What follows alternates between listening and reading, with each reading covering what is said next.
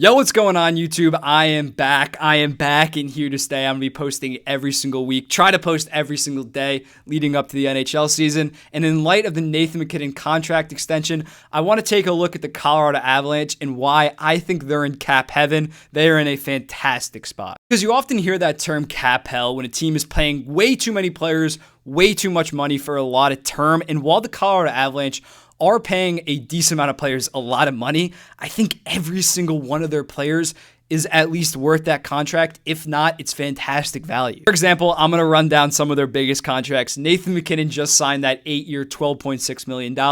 I think we can all agree that's at least market value, if not very good value once the cap starts going up. Makar 5 times 9, I think it's the best contract in the entire NHL. Right now, he is the 9th highest paid defenseman. The 9th highest paid defenseman, and in 2 to 3 years, he's probably going to be like the 15th highest paid. So that is fantastic value for a guy that's only getting better. Rantanen, 3 years, 9.25. Not the longest term, but at 9.25, I think he's worth at least 10. He gives you 40 goals, about a 100-point pace every single year. Landeskog 7 times 7 is kind of tough because while I do think those final 2 years are not going to be that good. They might have to trade their captain. It might be so bad. But look at his stats the past 2 years. Hopefully I throw up a stat here. He has been about a point per game for $7 million. That is fantastic. I think for the next 3 to 5 years, next 3 years he'll be good value on that contract, which is their win now period. Then maybe the next 2 years it's okay value. Then maybe it's garbage. But right now it's good value.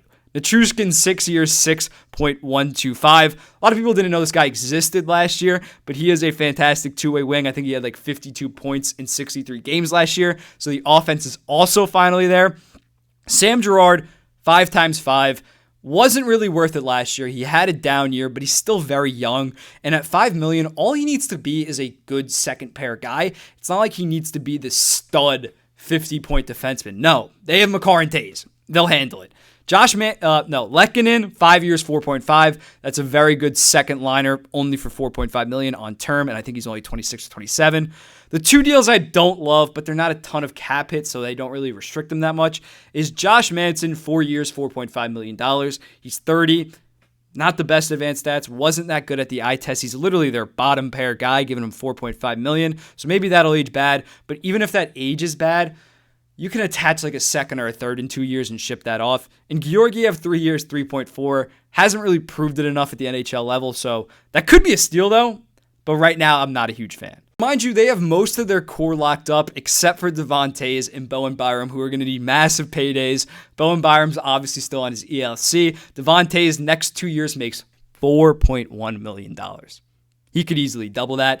But because they have all these stars on decent deals, it's perfectly reasonable that they can re-sign these guys. Now we're going to get into that. Something you don't realize about the Avalanche's cap scenario is for the past couple years, they have been this good of a team while paying Eric Johnson. Hopefully I put a picture of his face. Eric Johnson, $6 million per year.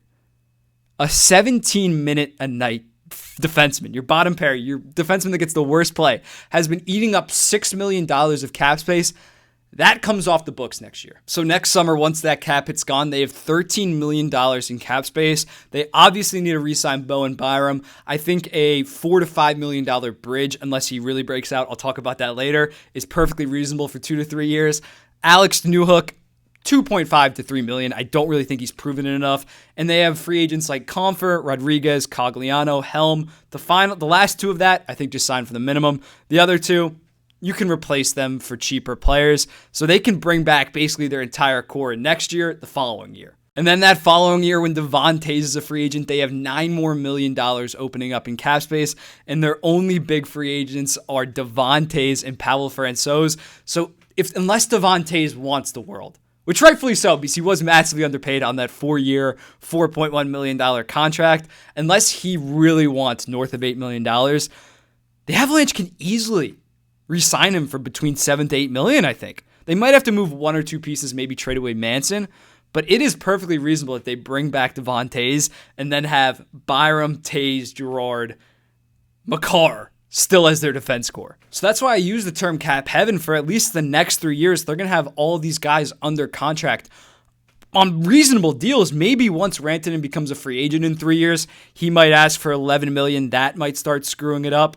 But right now, the next 3 years are looking so promising for them. And as I mentioned before with Byram, there is a worst case scenario if he breaks out, which isn't a bad case at all. There's a real possibility that this year he breaks out, he scores 50 plus goals. Oh my God, 50 plus points, and is just established himself as like a top 30, top 20 defenseman, and the Avalanche have to pay him.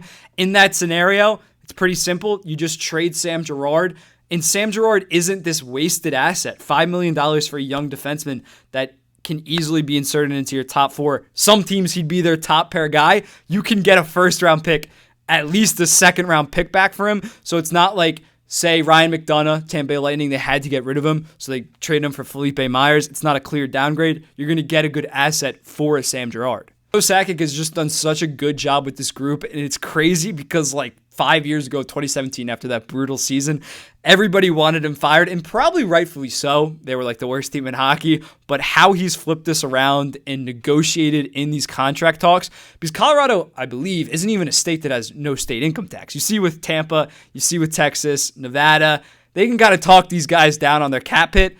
Denver's a pretty liberal city. Their taxes are no joke, and yet he's still getting these fantastic contracts done. But anyway, let me know in the comments, what do you think about the Colorado Avalanche going forward? Do you think they, in the next 4 years, how many Stanley Cups do we think they get to? I think they get to 2 and win at least 1. I think they get to 2 total with this core. It's going to be very interesting. Otherwise, besides that, comment, subscribe. I'm going to be posting all the time leading up. I'm going to do all my predictions on here. I'm so happy to be back on YouTube.